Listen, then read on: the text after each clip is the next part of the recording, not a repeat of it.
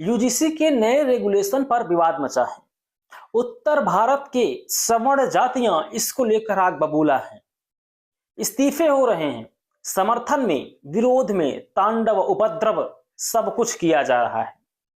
क्या आपने यूजीसी के नए रेगुलेशन को पढ़ा है?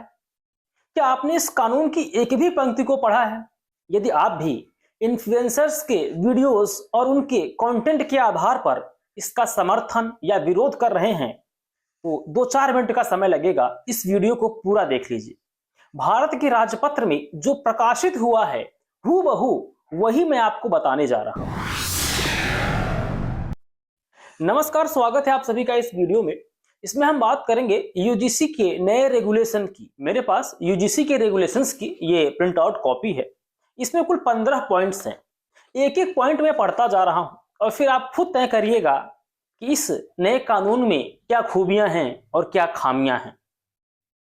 इस रेगुलेशन का नाम है उच्च शिक्षण संस्थाओं में समता के संवर्धन हेतु विनियम 2026। 13 जनवरी 2026 को भारत के राजपत्र में इसे प्रकाशित किया गया। इसका उद्देश्य धर्म, नस्ल, जाति, लिंग, जन्मस्थान और दिव्यांगता के आधार पर कैंपस से भेदभाव को समाप्त करना है। विशेष तौर पर अनुसूचित जाति, अनुसूचित जनजाति, अति पिछड़ा वर्ग, अन्य पिछड़ा वर्ग, शैक्षणिक रूप से पिछड़ा वर्ग, आर्थिक तौर पर पिछड़ा वर्ग, इन सभी हितधारकों के बीच सामंजस्य, समानता स्थापित करना इस नए प्रावधान का उद्देश्य है। इसमें भेदभाव की भी डेफिनेशन, परिभाषा तय की गई है। भेदभाव है क्या, अब इसको समझिए। कोई भी अनुचित पक्षपातपूर्ण व्यवहार यदि उसका प्रभाव शिक्षा में समान अवसर को खत्म करता है, मानवीय गरिमा के विरुद्ध है, तो वह भेदभाव माना जाएगा। फिर चाहे वो प्रत्यक्ष भेदभाव हो या फिर अप्रत्यक्ष। प्रत्यक्ष का तात्पर्य ऐसे है कि किसी को सामने से उसकी जाति के आधार पर टिप्पणी करना। जैसे पिछले साल 2025 में बीएचयू का एक मामला आया था। पीएचडी का एक छात्र था शिवम सोनकर, दलित जाति से था, जनरल कैटेगरी में उसकी रैंक थी, लेकिन बीएचयू में उसको पीएचडी का एडमिशन नहीं दिया गया। प्रोफेसर ने कहा कि तुम दलित हो, जाओ जूते साफ करो, पीएचडी करके क्या करोगे। तो ये सब रोकने के लिए इस विधान में प्रावधान है। दूसरा भेदभाव जाति आधारित भेदभाव, वो भी इसमें लिखा गया है। एससी, एसटी, ओबीसी इन वर्गों के विरुद्ध अगर कोई जाति के आधार पर भेदभाव करता है तो उसका भी इस नियम में प्रावधान किया गया है सजा का। अब इसमें पीड़ित व्यक्ति कौन हो सकता है? पीड़ित वह है जो इन नियमों के तहत शिकायत करे। अब वो कौन हो सकता है? ओबीसी भी हो सकता है, जनरल भी हो सकता है, तो कोई भी हो सकता है। इसमें एक शब्द है स्टेक होल्डर्स, हितधारक। अब हितधारक कौन है? हितधारक हैं छात्र, प्रोफेसर और teaching staff, non teaching staff, campus में कार्यरत समस्त व्यवस्था। रेगुलेशन के पॉइंट नंबर 4 पर उच्च शिक्षण संस्थाओं का दायित्व तय किया गया है।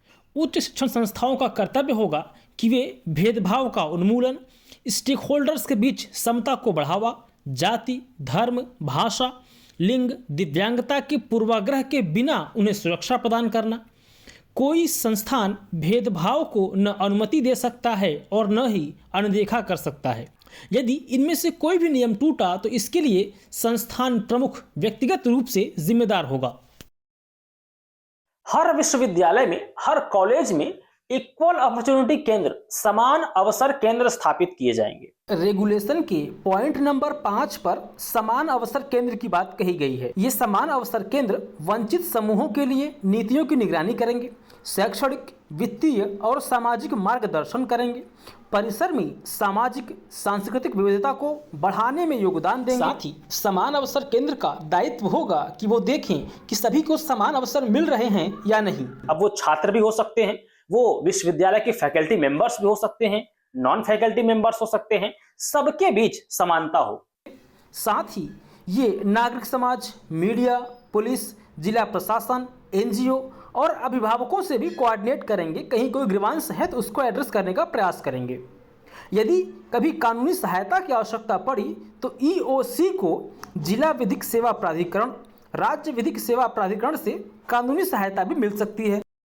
इसके अलावा कैंपस में एक इक्विटी कमेटी बनेगी।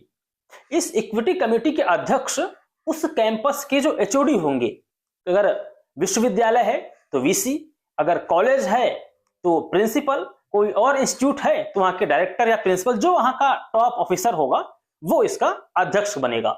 अध्यक्ष के अलावा 3 सीनियर प्रोफेसर, 1 गैर शैक्षणिक कर्मचारी, 2 नागरिक समाज के प्रतिनिधि, विशेष आमंत्रित मेंबर के तौर पर 2 छात्र प्रतिनिधि, ईओसी के समन्वयक सदस्य सचिव के रूप में। समिति का कार्यकाल 2 वर्ष का होगा और जो विशेष आमंत्रित सदस्य हैं उनका कार्यकाल 1 वर्ष का होगा। साल में कम से कम 2 बार इस समिति की बैठक अनिवार्य है और बैठक के लिए कोरम 4 मेंबर्स का होना चाहिए। इसमें यह भी प्रावधान है कि ये जो इक्विटी समिति बनेगी उसमें ओबीसी, एससी, एसटी और महिलाओं का प्रतिनिधित्व अनिवार्य है।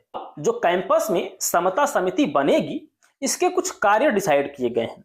ये कार्य हैं: परिसर में समता व समावेशन सुनिश्चित करना, भेदभाव की धारणा खत्म करना, सामाजिक रूप से अनुकूल वातावरण बनाना, हितधारकों को संवेदनशील बनाना, वंचित वर्गों की सहायता, शिकायतकर्ता को प्रतिशोध से बचाना, भेदभाव माने जाने वाले कार्यों की सूची बनाना, वंचित वर्गों के लिए समावेशी प्रवेश प्रक्रिया बनाना, ऑनलाइन शिकायत पोर्टल बनाए रखना। पॉइंट नंबर 8 जो इस प्रावधान का है उसमें इक्विटी स्क्वाड की व्यवस्था की गई है, यानी कि निगरानी, समता निगरानी समूह वो कैंपस में देखेगा कि जो प्रावधान यूजीसी ने तय किए हैं उसके अनुरूप कार्य हो रहा है कि नहीं। अगर कहीं से भी कोई भेदभाव या कोई भी अनुचित व्यवहार किसी छात्र के प्रति पाया जाता है तो ये जो स्क्वाड के मेंबर्स हैं ये तुरंत इसको समता समिति को रिपोर्ट करेंगे। कैंपस की जो समता समिति है वो साल में 2 बार अपनी रिपोर्ट जारी करेगी और इस रिपोर्ट में कुछ प्रमुख बातों को हाईलाइट करना पड़ेगा, जैसे कि कितनी शिकायतें आईं और उन शिकायतों का समाधान क्या हुआ। इसके अलावा कैंपस में सामाजिक संरचना कैसा है, प्रोफेसर कितने हैं, किस जाति वर्ग के हैं, ये बताना पड़ेगा। इसके अलावा ड्रॉप आउट रेट क्या है, कैंपस से कितने छात्र पढ़ाई छोड़कर चले गए, किस जाति किस वर्ग के थे, ये सारी जानकारियां पब्लिक डोमेन में डालनी होगी। और एक समता हेल्पलाइन बनेगी। ये हेल्पलाइन 24/7 काम करेगी।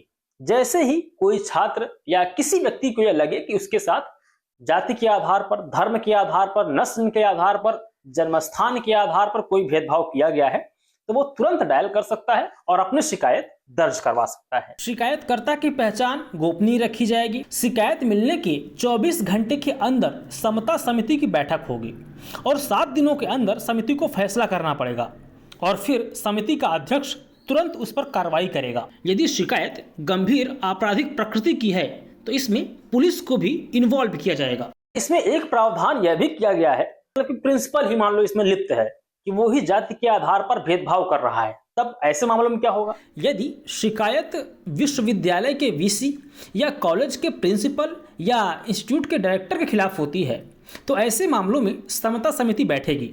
ईओसी के सचिव बैठक की अध्यक्षता करेंगे और उच्च प्राधिकारी को रिपोर्ट फॉरवर्ड कर देंगे। 30 दिनों के भीतर हायर अथॉरिटी एक लोकपाल नियुक्त करेगी और फिर एक एमिकस क्यूरी नियुक्त होगा और फिर अगले 30 दिनों के अंदर इस केस का निपटारा करना पड़ेगा। यदि डायरेक्टर, वीसी या प्रिंसिपल दोषी पाया जाता है तो उसके खिलाफ भी कार्रवाई हो सकती है।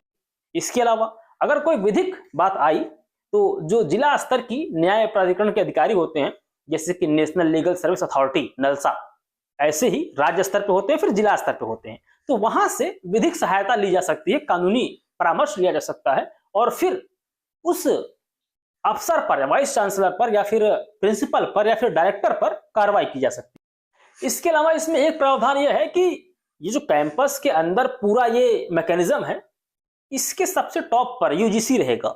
यूजीसी इस पूरे तंत्र को मॉनिटरिंग करेगा, देखेगा कि जो प्रावधान बनाए गए हैं 2026 के रेगुलेशन के तहत इसका अनुपालन सही हो रहा है कि नहीं हो रहा है। अगर कहीं से भी यह पाया जाता है कि इन नियमों का अनुपालन ढंग से नहीं किया जा रहा है, विधि सम्मत नहीं किया जा रहा है, तो उस विश्वविद्यालय की फंडिंग रोकी जा सकती है, उसकी डिग्री जारी करने की क्षमता रोकी जा सकती है, अगर कॉलेज है तो उसकी मान्यता रद्द की जा सकती है। तो कई कड़क प्रावधान किए गए हैं। अब इस पर आते हैं कि यार ये पूरे नियम मैंने आपको बता के रख दिए, यही सारे पॉइंट्स थे, मैंने अपने से कुछ नहीं जोड़ा हुआ है। अब आप बताइए कि इन नियमों में ऐसा क्या है जहां से यह लगे कि यह किसी जाति के विरुद्ध है या किसी जाति को फायदा पहुंचाने के लिए है। इक्वल अपॉर्चुनिटी के नियम पूरे दुनिया के प्रमुख विश्वविद्यालयों में है। अभी सबसे रिसेंट एग्जांपल दे रहा हूं, न्यूयॉर्क टाइम्स में अभी शायद 23 जनवरी को एक खबर छपी थी। वहां के विश्वविद्यालय में एक हिंदुस्तानी कपल था, वो कैंटीन में बैठकर खाना खा रहा था और वो खाने में समोसे खा रहा था। तभी वहां के आसपास के कुछ लड़कों ने टोका कि इससे स्मेल आ रही है, मसालों की, समोसे की स्मेल आ रही है। और इस मामले को उस कपल ने विश्वविद्यालय की समिति को रिपोर्ट किया, एंटी डिस्क्रिमिनेशन समिति को रिपोर्ट किया, और इसे नस्लीय भेदभाव माना गया कि यह नस्ल के आधार पर किया गया भेदभाव है। मामला न्यूयॉर्क की अदालत में पहुंचा। न्यूयॉर्क की कोर्ट ने उस विश्वविद्यालय पर $2 लाख का फाइन लगाया, जुर्माना लगाया, क्योंकि यह नस्लीय भेदभाव का मामला था। आप सोचिए, अंतरराष्ट्रीय स्तर पर विश्वविद्यालयों में किस स्तर की समानता लागू है, और यहां पर हम क्या कर रहे हैं, जाति के आधार पर एडमिशन रोक दे रहे हैं। जनरल कैटेगरी में क्वालिफाइड कैंडिडेट हैं तो उनको पीएचडी में एडमिशन नहीं देंगे। भारत में जो जाति के आधार पर विश्वविद्यालयों में भेदभाव होता है, अनुचित व्यवहार होता है, गलत मार्किंग की जाती है, छात्रों के नंबर काट लिए जाते हैं, यही वजह है कि भारत के विश्वविद्यालय टॉप 100 में एक भी नहीं है। दुनिया के जो टॉप के 100 विश्वविद्यालय हैं उसमें भारत का कोई भी कैंपस नहीं है। क्यों नहीं है? क्योंकि वहां पर किसी एक जाति का, किसी एक वर्ग का कब्जा है।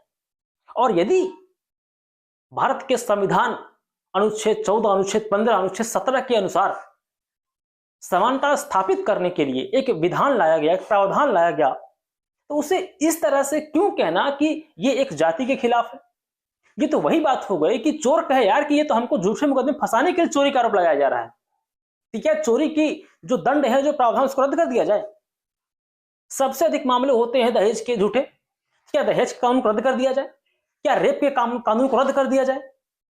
क्या ये स्थापित तथ्य नहीं है कि रेप के झूठे मुकदमे फंसाए जाते लोगों को, है ना? फिर इसलिए यह कहना कि कानून को रद्द कर दो, नहीं, कानून को रद्द करने की आवश्यकता नहीं। मुझे कहीं से भी नहीं लगता कि कानून को रद्द करना चाहिए। इसलिए समानता के साथ रहिए, संविधान के अनुरूप रहिए, देश को एकजुट एक साथ लेके सबको चलना चाहिए। ये कानून, ये विधान किसी के खिलाफ नहीं है। मुझे लगता है मैंने अपनी बात कह दी है। आपको कुछ टिप्पणी करना है, कुछ कमेंट करना है तो अवश्य लिखिए। नमस्कार।